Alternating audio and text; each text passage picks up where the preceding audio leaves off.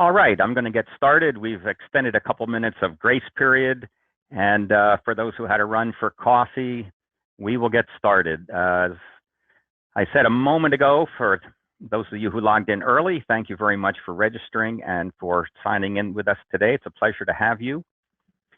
I'm Steve Heinz, founder and CEO of EnergyCAP, and I'm very pleased to have with me today Craig Wright, who is the Energy and Building Optimization Coordinator at Aurora Public Schools in Colorado. We have record-setting attendance for this today. Almost 400 have registered for it, which I think is notable because you certainly have alternatives in how you spend your time at home. I've seen that suddenly Tiger King has become wildly popular. It's described on CNN as mayhem and madness.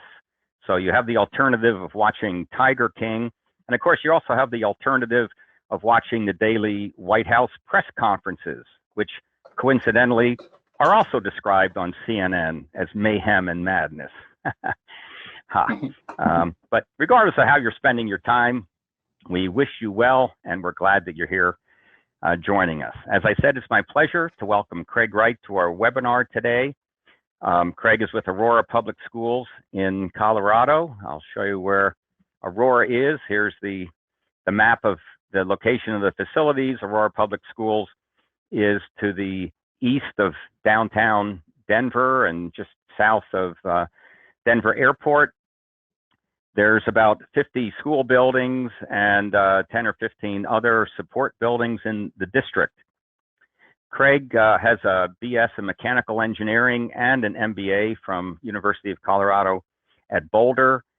He has 25 years prior to Aurora in private industry in building optimization and building retro commissioning, basically using data to get the best out of buildings and buildings systems. And in recognition of that, he recently got an award from the U.S. Department of Energy and their Smart Energy Analytics campaign. He reports that Aurora is on track in the Better Buildings Challenge to meet their goal of 20% reduction by 2024. So congratulations for being on track there, and we'll be excited to see in 2024 how that ends up. Aurora spends about $8.5 million a year on their utilities budget, so it's a big piece. And of course, reducing that is very important for the educational program at Aurora.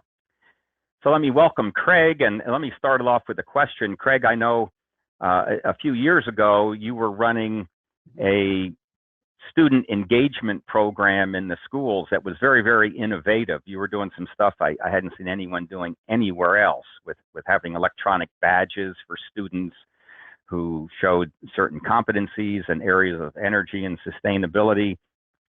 And you have said that you still have some of those energy champions out there, but the program never quite got the momentum and sustained the momentum that you would have liked. So is that just a reflection of the reality of Energy Manager Challenge in a large organization? Yeah, and I'd say so that applies to school districts as well, particularly. And thanks for the intros. Very generous of you to introduce me. Thanks, Steve, and thanks everybody for giving me the opportunity to present what we're doing here at Aurora Public Schools. And just with the transitory nature of staff in a school district, we found ourselves with the student engagement program essentially starting from scratch every year.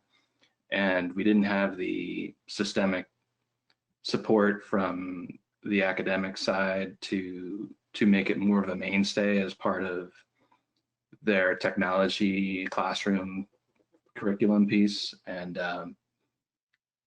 you know, it's tough, but if anyone wishes to pursue something of that type, like a shared savings program, recognition program, it's all on the DOE's Better Buildings website under our Aurora Public Schools portal. Yeah. Okay, good. Well, just an example of real world challenges that you have out there as an energy manager. So let me say a few things about the session this afternoon.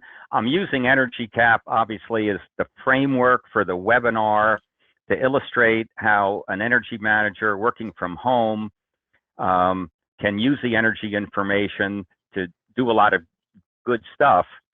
But this certainly is not a sales pitch for EnergyCAP. A lot of you who are on the webinar right now already use EnergyCAP, but some of you don't. You have other energy information systems that meet your needs just fine. So that's fine. This isn't intended to sell EnergyCAP or to be a training session on EnergyCAP, but I'm using it to illustrate the value of energy data and how it can turn into actionable intelligence.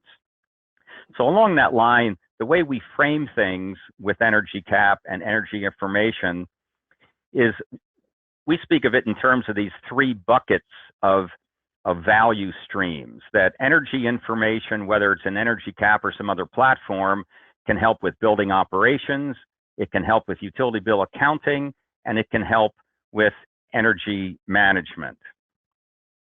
The first one I'll address is building operations. So what we're looking at is how you can take smart meter interval data and use it to identify potential problems in buildings. That's something that is really important because while you're at home, no one's in the buildings, there's no one there to spot things. So anything that you can identify remotely are potential savings areas. Now, Aurora has done some great stuff with EGauge meters. Craig, you've installed these EGauge meters in all your buildings, right? Can you tell us something about how you got the EGauge meters funded? So the funding initially began with a nonprofit donation through essentially a resource conservation nonprofit organization, which is now directly linked with our state energy office. And so the state energy office promotes this nonprofit's ability, interest in engaging students in schools. And so they run a competition every semester for about a month at 10 schools at a given school district or 10 across the state. And they donate the e-gauges, and just the expense is us to install it. And we had such a great success with that initial pilot, and not only great student engagement, but also energy reductions that we implemented it throughout the district. Roughly a cost of $3,000 to $4,000 per school. Per school, yeah. So your use of EGauge has always been very interesting to me because I have personally promoted the value of interval data at many conferences and in front of many groups for many years. Going back to 2009, I had declared 2009 the year of interval data. It seemed like it was finally coming of age with smart meters being mandated across the country. And I thought, well, pretty soon it's going to be really easy to grab this data and everyone's going to be using it. And here we are 10, 11 years later, and still you who I've seen get really beneficial use from interval data. And in your case, you're not getting it right from the vendor. You put your own devices in your schools, thanks in part to the grant program, and grab the data. So we here at EnergyCAP, we're happy to partner with you to help you connect your EGauge meters through the cloud to the EnergyCAP database and make this data available to you in near real time. So that project went really well. And as part of the follow-up to this webinar, we'll send out the link to the EGauge site for anyone who's interested in looking at those. Now, there's a lot of different metering technologies out there. We're not necessarily just promoting EGauge, but I can tell you that those seem to be easy to install and easy to connect the data flow. So they worked well for us. So you were telling me, Craig, that in preparing for this session and looking at some interval data. And this is a great example of what you can do as energy manager at home when you're not in the building. You spotted a problem. So here is your high school, and we can see that on March 13th, now just look at the blue line, the gray line is indicating the the comparison period. The blue line is the current period. So just looking at the blue line, Friday the 13th was the last day of school before spring break.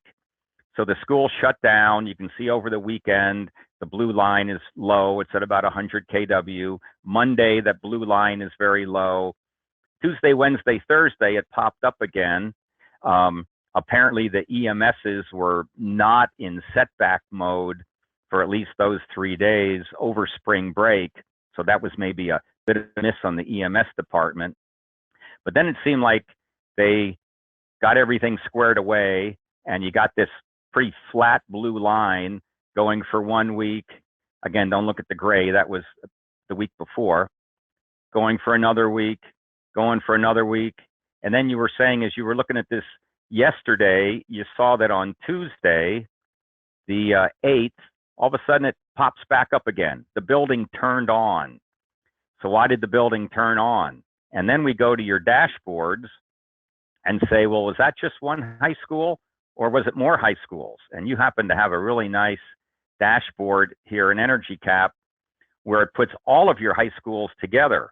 And you see this high school turned on, actually that was Wednesday morning, and this one turned on, and this one turned on, and that one turned on, and that one turned on, and that one turned on. Mm-hmm. And then you said, well, what about the elementary schools? So that you have a nice dashboard of the elementary schools. And here we're not looking at the orange line, that's showing the prior week, we're just looking at the blue. Your elementary schools, that one turned on, and that one, and that one, and that one, and that one. So you were telling me that you made some phone calls, and so what's the rest of the story? So with the fluidity of this COVID-19 situation, and just want to, I want to emphasize there's a lot of suffering out there, and I pray everyone's okay. But as we work through this, this was a missed opportunity in that because of the fluidity of the COVID-19 situation and the change in guidance is whether we're going to come back to school or whether we're going to be out for the rest of the school year. So we had made schedule adjustments to have everything off until we expected custodians to be back in the building, able to clean the buildings. And so that's what the former schedule reflected, not having been updated to reflect that the rest of the school year is now, we're out for the rest of the school year. So unfortunately, this peak prohibited us from realizing some significant savings, perhaps through the entire month of April. But it's good to see that, at least for the better part of the month and until we can resume normal operations, we'll continue to see some significant savings. Yeah. Yeah, the 1 day worth of consumption isn't, like looking at this one elementary school, this 1 day of consumption isn't terrible from a kilowatt hour standpoint.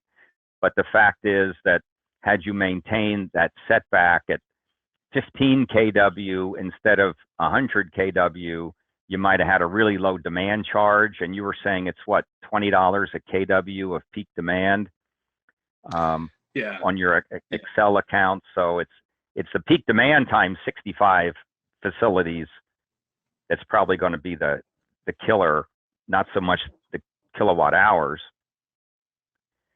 Yeah, that's going to be the rail penalty. Yeah. But the point is that you caught it. If you didn't have the interval data, you wouldn't have, nobody would have known unless someone was in the building and said, hey, looks like things are turned on here. And you would have gotten a utility bill a month and a half later, and then you would have seen the problem. So it definitely was helpful to find this 1 day late rather than something worse than that. So, okay, let me move on to the next topic. So we were talking about building operations number one. The second area that I'll talk about is utility bill accounting, the second value stream. And these are all the different things we talk about with utility bill accounting. Now, I'm not going to talk about all these things today with you, but things like the automated entry of bills and accounting interface are things that are of interest in your case. So Aurora Public Schools is a client of our bill capture service. Our bill capture service is the outsourcing of utility bill processing, and that can be obviously very helpful in a situation like this where the business office is closed and in theory utility bills could be piling up somewhere and not getting paid. It's hard to get late fees off utility bills sometimes. The way the bill capture process works is we process the bills, in this case from scanned images, and we create a batch, and the batch is imported into EnergyCAP. And then from there, you can go through workflow processes to approve them. And in some cases, some of our clients then interface with accounts payable, flows into accounts payable, and gets paid. Now, in your specific situation, can you describe how that workflow goes? How do the bills get into EnergyCAP from Excel? So we actually elected to persist with paper bills. That's something that our accounting department has a comfort level with and preferred to stick with. And so they scan these bills in and upload that file pretty quickly in a matter of 100 bills could take a matter of an hour or two to scan and upload, and then it goes into your system and you guys take it from there. Yeah. So I know that some of our clients, for various, let's say, legacy accounting or auditing purposes, need to get the actual paper utility bills, and then they go through the scanning process and uploading, which is frankly a lot of effort. There's technologies available today for us to go and grab PDFs from a utility vendor website, or in some cases, the vendor will drop files into an FTP site, or they will email the files, or better yet is EDI, electronic data interchange, which is pure electronic billing. We have several different providers of that and a lot of vendors we work with on that. So there are better ways rather than receiving paper bills and having to open them in the business office. But we do see that in numbers of organizations where they have a legacy mindset and they feel that they need to have those actual bills there because they check them off or they stamp them or whatever. But we can handle any of those workflows and then return the import file. And as you can see, things get imported. Here's a case of, I'll just pick one out of the pile here. This is the image that your business office scanned and uploaded to us. Would have been a whole lot easier just to get the PDF directly from the vendor or EDI directly from the vendor. But anyway, that's the way we do it in your case. And then that translates to the electronic representation of it. Looks like this. So we do get every line item captured. You'll see some light blue line items, which are informational line items, because a lot of utility bills have the same value multiple times, and we don't want to count it multiple times, but we want to capture it and show it. So it's very rich as far as the data that it captures. We get all the line items of data, and then our system is also doing auditing at the same time. In this case, it captured an overlap, and you can see that this bill ended on the 20th of Feb, but the next one started on the 19th of Feb. So for some reason, there was an overlap there.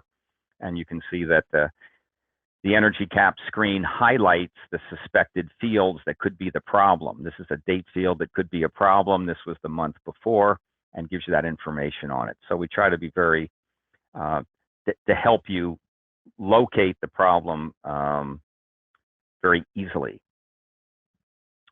Okay, let me jump back to the third part of the value proposition.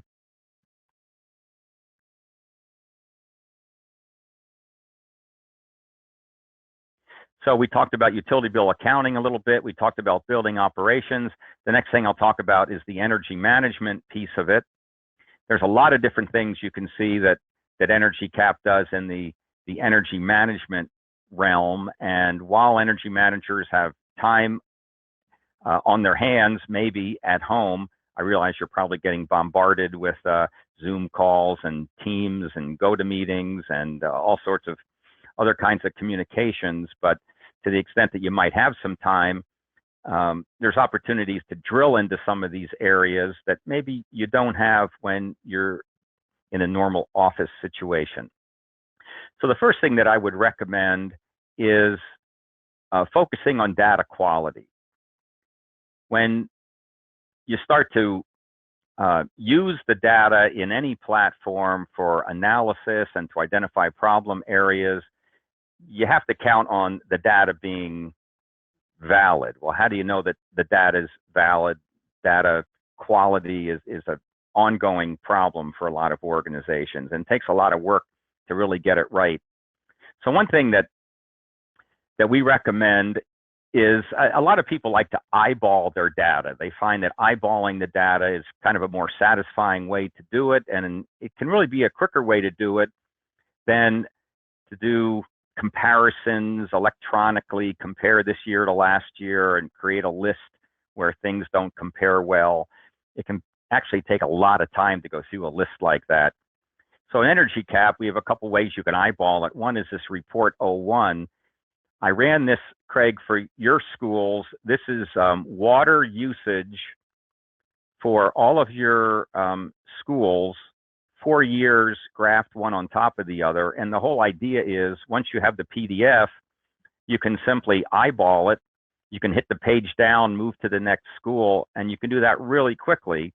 And if something is really spiky, really jumps out at you, generally you can spot it pretty quickly and just say, does that look right? You know, is that a problem or not? And as I page down through these, you can see I can go very quickly, and year over year, they tend to track pretty well. Now that one in the high school, you had a month or two that were higher than some other years, but that doesn't really look like a data quality problem. It looks like maybe more of this is where could be an irrigation issue or something. Generally with water, if it's a leak, you'll have a point that's way, way out in space, and it'll be really obvious. So most years look very good. In other words, it looks like your data is very reasonable. I had to make note of this one, the Education Services Center, where you had 3 years of pretty much flat use, and then in the most recent year, it took that shape. So does that one jump out at you as a problem or something that's explainable? It typically would, but it's explainable. We simply tapped irrigation that was provided from another building and put it on this building. Oh, okay, got that. Okay, so you understand that. So you know that's the whole point of the exercise. Go ahead. I'm sorry. It would have jumped out at me. Yeah.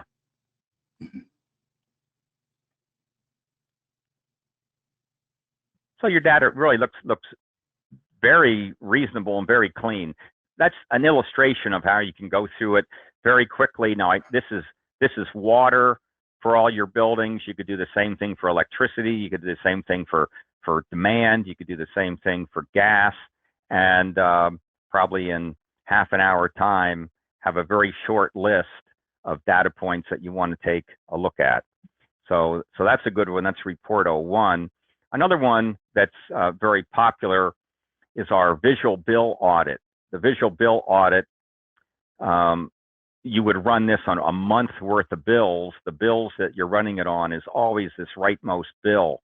So you just look at the rightmost bill and you say, does that seem to fit the pattern of prior history? And again, you can page down through this thing pretty quickly, and you can see, you know, they all look pretty reasonable. None of them are way spiky high. This one's a little bit higher than normal. Like for the last few months, it was up a little bit. So if this represented a lot of dollars, it might be something you want to take a look at. As a matter of fact, this one is up. It's up a little bit. This one being Mosley, which is what, primary to 8. It looks like pretty much all their trends are up a little bit there. Yeah. Mm-hmm. That's concerning. Yes. Yeah. So that's another one, and I wanted to mention that we're working on a better auditing technique. The auditing and the data validation is something that is always a pain point, because you don't want false positives. And most of the systems that you see out there, including older versions of EnergyCAP, were arbitrary. They simply said, we said, well, we want to compare the bill we got this year to the same billing period last year. And if it's more than 35% or 20%, whatever number you pick, then flag it. That's pretty arbitrary. It doesn't take natural variation into account. Like some accounts might vary more year to year, some might vary less, some have more weather sensitivity, some have less. How do you take all that into account so you vastly cut down on the false positives and just get a collection of bills you really want to look at? So what we're rolling out in the next release of EnergyCAP in June is a higher order polynomial, a quadratic equation. It's a quadratic that takes use and cost per day on the vertical and mean daily temperature on the horizontal. So every utility bill is a green point, and the corresponding point on the regression line is the black point. So every time a utility bill comes into EnergyCAP, we back up 24 months, we run a fresh regression right then using weather data up to that day, and we say, is this point an outlier or not based on how many standard deviations it varies from the line. So you can see in this case, we have a meter that is weather sensitive in the winter, because these points are higher in the winter, the cold weather, lower in the mild weather, and it's weather sensitive in the summer. It's kind of a smile shape. And this point is clearly an outlier. It's like 4 or 5 standard deviations out. We would flag that. So that's weather sensitive summer, winter. Here's one that's weather sensitive in the winter. In the cold months, we have high use. In the mild months, warm months, we have low use. So it's winter weather sensitive, an obvious outlier, seems to work well there. Here's one in the opposite, sensitive in hot weather, not very sensitive in mild weather, cold weather. That's an outlier we would spot. You can see that the regression equation really fits the lines pretty well in a lot of cases. Here's one where it's relatively flat in all seasons. And again, an outlier is very obvious there. And then finally, this is a good example of a meter that's scattered all over the place. You'll notice that for any temperature setting, let's say if we had a months where the average temperature was in the 70s, sometimes we have low usage, sometimes we have high usage. It's not really predictable based upon the weather. So this is the bill that just came in, the blue one. We would not flag that as an outlier, even though last year this was the use, this year that's the use. It varied a lot from last year. So if we were simply comparing it to last year, we would flag it. But really, when you look at the pattern of the bills, it's pretty reasonable because these bills are all over the place. So it's a way that we eliminate false positives and zero in on bills that are really problems. So that's coming in June. We put together an energy management report guide that we'll send out the link for when we do the follow-up emails. The energy management report guide is a compilation of all the reports that we recommend. So again, as an activity for an energy manager who's at home, it makes sense to me that you'd go through this report guide, familiarize yourself with reports that are available in EnergyCAP if you're an EnergyCAP user, because you might see some that will immediately speak to you as, hey, that's a great report. I didn't know we had one in that format. I could really use that. So it's a good time to look at these 10 or 12 reports that are really focused on different aspects of energy management and to decide if that has a role to play. The report that I like the best, and Craig, you were doing work and you had the incentive program and so on in your different schools. So I'm sure that you had ways that you were reporting results to the schools. This is one that I really like, probably my favorite one, my favorite single report to give to a building manager or a principal, to give to someone in a school. You could produce this once a month, or you could produce it once a quarter. On one page, it gives you pretty much everything that you'd want to know about your building. How much you used, how much you spent, what you spent per square foot, where your dollars go as a part of the pie, how your cost compares year over year. The blue line is the current period. The gray line is last year, so it's year over year. It shows if we're up or down in cost. It shows if we're up or down in usage. It shows that the monthly distribution of usage compared to the year before. And it shows the degree days, how the weather stacks up. If the weather helped you or hurt you. In this case, the summer weather was more mild. There were fewer cooling degree days, and the winter weather hurt you. There were 10% more heating degree days. So a good report to give to an individual building. In your case, Craig, do you have someone in a building who's interested in that, a principal or the head custodian or something, or do you find that that's not the case? When we were really pushing it with the student engagement program, of course, we made ready use of this information, and now we handle it kind of on a piecemeal as requested basis. Yeah. Okay. We're working through our standard operating procedures, Steve. So we'll get things in play.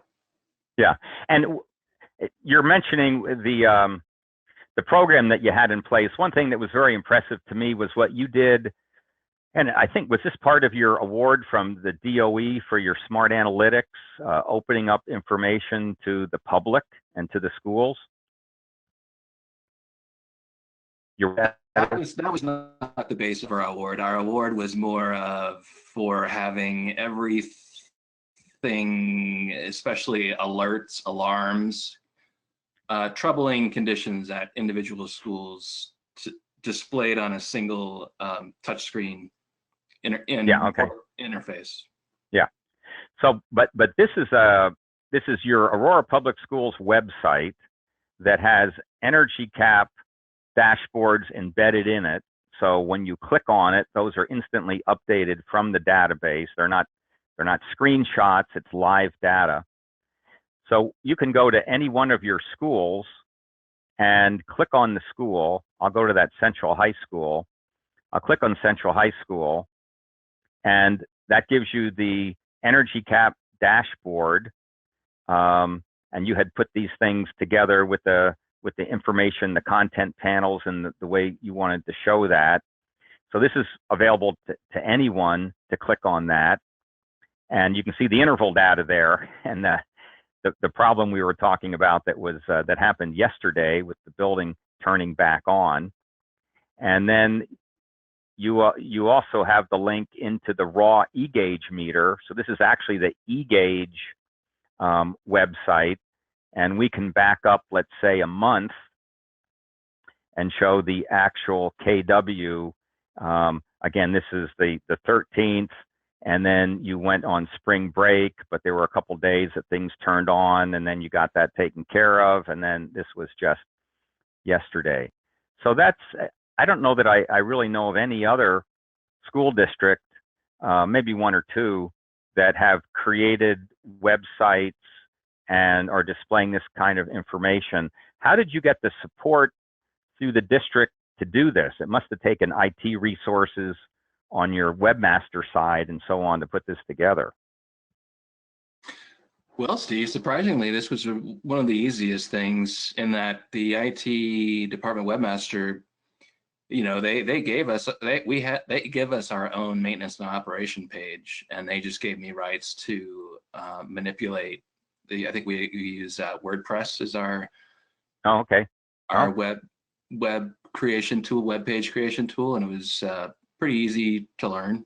And I just created these. It was no more than really a couple days. Really? Oh, so you did all this yourself? I did. Wow, that's very impressive. You might be getting some calls. Maybe. So let me get back to the reports. I was showing this report, a good one for one building. There's some other formats that are more detailed if you want more detail. And then, so once you've gone through some of these exercises to scrub down your data and to ensure data accuracy and figured out which reports you want to use to promote and to advertise and to encourage and motivate by sending reports out, the next step is typically analysis, which is another good thing for an energy manager to be doing from home, because if you have some time on your hands, maybe you can start to use some of this data and find some problems. So this is a report. This is our ranking report. And in this case, I ranked all of your meters in unit cost per kilowatt hour, to see if anything jumped out. Now, this one is $12 a kilowatt hour. And of course, who spends $12 a kilowatt hour? But it was only 6 kilowatt hours. So this is some meter that's probably like a standby thing, seldom used. Didn't cost you a lot of money in a whole year's time. It's not worth messing with. But this one would be of more concern, $25,000 spend in a year and 21 cents a kilowatt hour. Now you're averaging, I think, 12 cents a kilowatt hour or something like that. So this is very high and a lot of dollars. If you can get that down to your average, you can probably save $10,000 or more. So we can just click on that and it'll drill right into it. In EnergyCAP, it's Wheeling Elementary School number 2. The first thing I would typically do is, usually when I see high average unit cost, I think, aha, it's probably a demand problem. You probably have relatively high demand versus your kilowatt hour consumption. In other words, you're running at high demand, but not for many hours. So you get a high demand charge, but not many hours of use of that. And that is expressed as load factor. Load factor, you could think of it as 10% load factor means you're sort of running at your peak demand only 10% of the time. In other words, it's pretty spiky. So load factor that's down in the teens is really low for a building. That might be common for outdoor recreation when all your soccer field lights come on, but they're only on for 3 hours, but pretty low for a building. So does this jump out at you as a problem at this Wheeling meter number 2, or something that would be expected? I think this is an opportunity where we could take the individual heat pumps that are all electric and probably schedule them in a staggered start time. So this is, you had said before, these are mobile classrooms? Yeah, all these high kWh cost per kWh are mobile classrooms for the most part that are all electric heat. Okay. So on. So they are maybe scheduled on the EMS to all turn on at the same time. So you get a high peak for the first 15 minutes in the morning warm up. That could be very much be the case. Unfortunately, we don't have EGauges on these smaller meters. So it's interesting that the topic of the EMS has come up multiple times. In other words, EMS scheduling, the EMS team just being very diligent about calendars and turn-on times and things like that. as something that seems to come back over and over again as a source of savings. So it sounds to me like that should be a priority during times like this. 100% agree. Yeah, I showed how we could do this on this report. We can rank it on the report. We can also do it in our benchmarking feature in EnergyCAP. So I can come in here in the benchmarking feature and rank all of my electric meters in cost per unit. And then that gives me some other functionality. For instance, if I click on savings opportunities, this shows the potential cost savings if we would take any meters that are over the average and bring them down to the average. So here's the wheeling we just looked at. We have about a $10,000 savings opportunity if we can get the 21 cent per kilowatt hour down to your average of 12 or 13 cents a kilowatt hour. So this is a nice chart because if, again, you're at home, you want to look into your highest priority issues, you can come into a chart like this and say, okay, I'm going to grab the top 10 and I'm going to spend the day investigating them and seeing which ones really warrant having a technician take a look, or a consulting mechanical engineer like yourself take a look at the building or the systems and see if you can do something about it.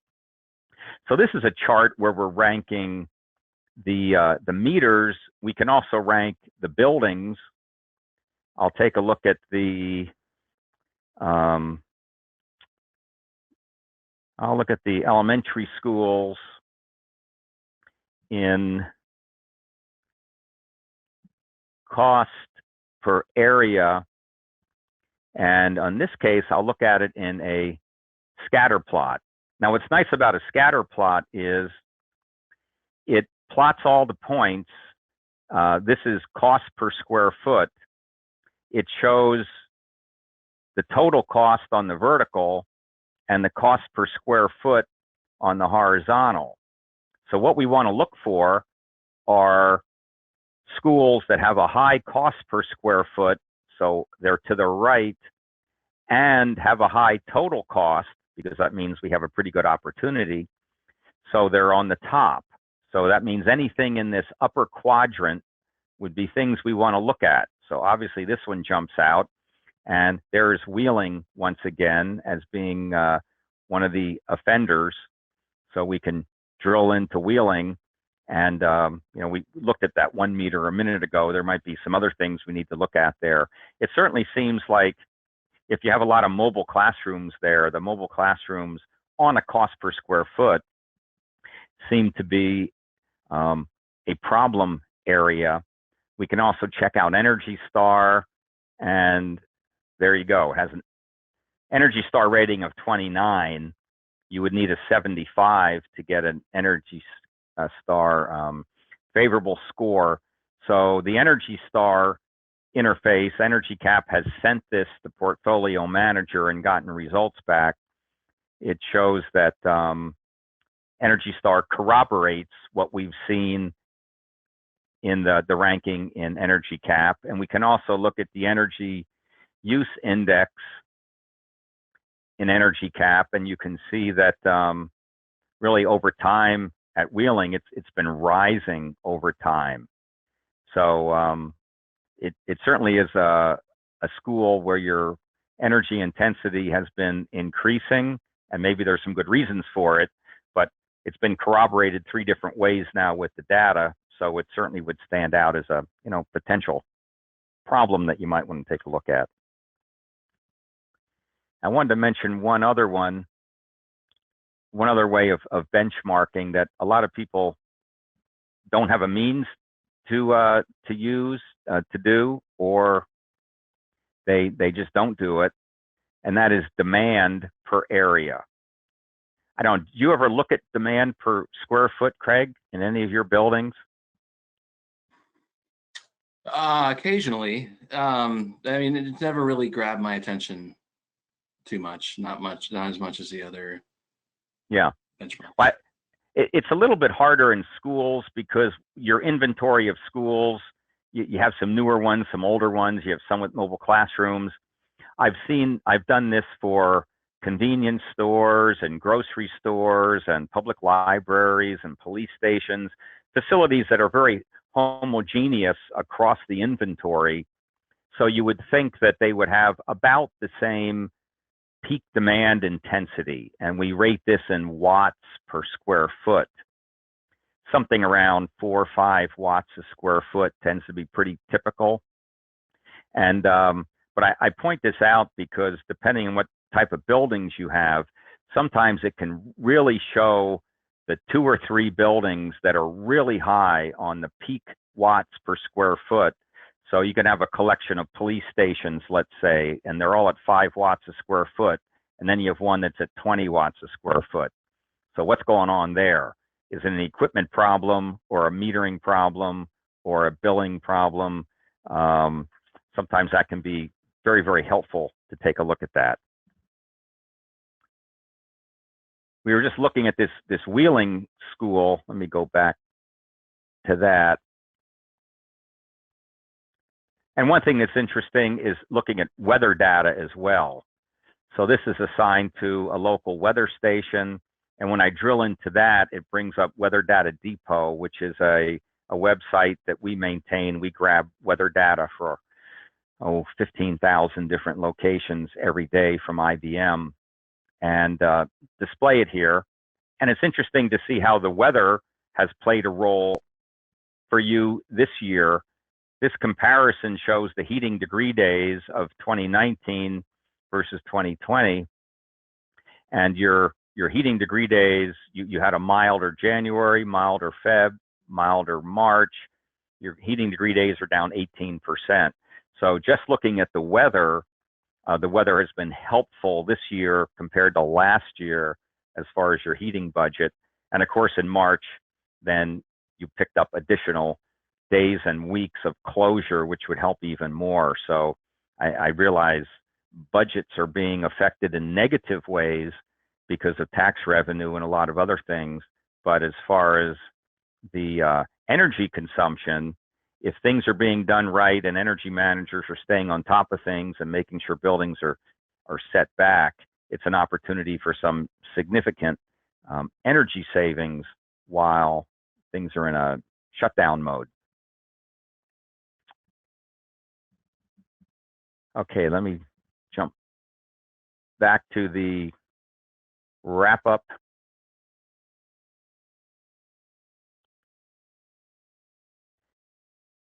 This slide shows various links about some things we talked about. We'll send PDFs of the PowerPoint out with the follow-up email so that if anyone wants to, if you want to download the Energy Management Report Guide or take a look at weather data in the Weather Data Depot tool or anything else we talked about,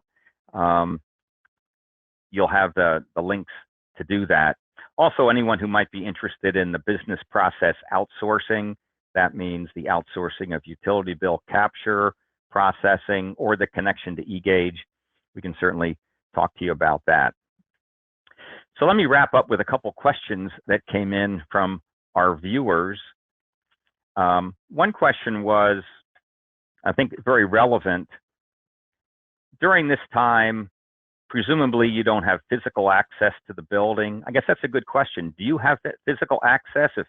If you would see something you didn't look right on an interval data chart, could you run to the school and get in, or would that not be possible?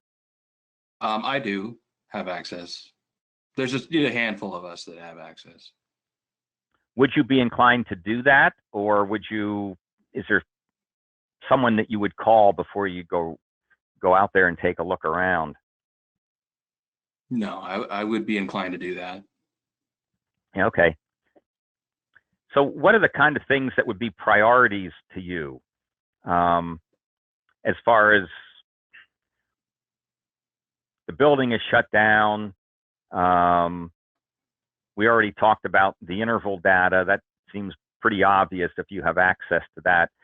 Any other things that would be high on your list to ensure that buildings are being maintained in the lowest energy state possible? Well, I'd spend some time on unnecessary plug loads. We've got a lot of refrigerators, but that you got to take caution with that. And sometimes heaters are left on. We're working on policies to reduce those plug loads and employee discretion in using them, but yet still give them an enjoyable place to work. So that's a really good point. So what would you, all of a sudden everyone just packed up and left? I mean, didn't even pack up. They just left, right? Right. So how do you know that the little space heaters under the desks aren't going, and you got a refrigerator the teacher's got in the room that's got a 6-pack of Diet Pepsi in it, and that's all, and it's just cranking away, and monitors left on, and smart boards, and now that you mention it, there must just be a ton of stuff out there that's still on, and it's all the kind of phantom loads that are just sucking down the electric bill. Has anyone, or could you do walkthroughs of schools, or have someone in the school do a walkthrough? What's the feasibility of that? I'd pretty much be on my own to do a walkthrough of every school to look at that. Yeah. And things like these webinars, Steve, they bring more attention to leadership's interest in mitigating loss like that. Whenever I get a directive from my director or superintendent to focus more effort on conserving energy, I'm thrilled. I can't be more excited about that, because it means that it's getting their attention, and I know I can do something about it. So as far as the culture there goes at Aurora, do the senior leaders, the superintendent and so on, do they sort of have a culture of sustainability and conservation? And I realize, just being in Colorado, there's just some of that comes with the location, because it is part of the culture of Colorado. But is that a battle that you fight, or do you find it's very natural that they think in terms of sustainability and conservation? It's not natural for our district to focus on that, and I think it just is the nature of the geographic location within Colorado, because Colorado has a spectrum of focus on sustainability, and a lot of people think of Boulder, Colorado when they think of Colorado, and they're the preeminent energy efficient, sustainable advocates, and then you go down the spectrum, and Aurora Public Schools just it's not a priority of theirs. We're in a very economically depressed area of Colorado, and we have a lot of English language learners, and quite honestly, we focus purely like we should, and 100% on really educating students and getting them the education they need. Yeah. As okay. disadvantages they may be. That does highlight one of the advantages of bringing in a consulting firm that is focused on culture change and conservation, who, by virtue of being paid for their services, that's their job and that's what they do. You were saying earlier that it's not the mission of the district, and I can imagine as you have more budget challenges, it becomes maybe less of a focus area. But we're just about out of time, so let me wrap things up. That was very much appreciated, Craig. I thank you for your participation, and congratulations on your Department of Energy award and everything you're doing for the district and for the taxpayers in Aurora. It's very substantial, and you certainly are doing a lot more than the vast majority of districts, and we work with a lot of them, and you certainly are an innovator and a leader and very proactive in what you've done. I would love to see many other districts take advantage of smart meter technology, either by installing e-gauges or by grabbing data that the utility vendors might have available. We just need to make the bridge and get the data to them, because it is just so valuable that you can pull up something like this and you can see something like that and do something about it in a reasonable amount of time to save money. And by looking in the rear view mirror, you say, you know, we would have spent a lot more money on the March and April bills had we not seen that.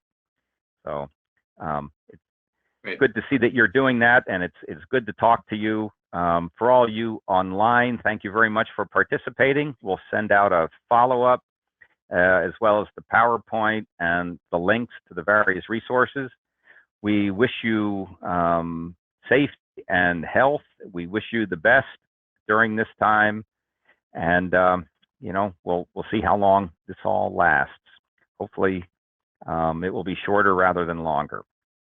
But it's good that you're doing everything that you can during this time, using the time wisely to save as much energy and to do some things that maybe you don't normally have time to do in the course of your busy day. So good work at that, and bless you all. And we will send out the follow-up shortly. Thanks for joining us. Bye. Thank you.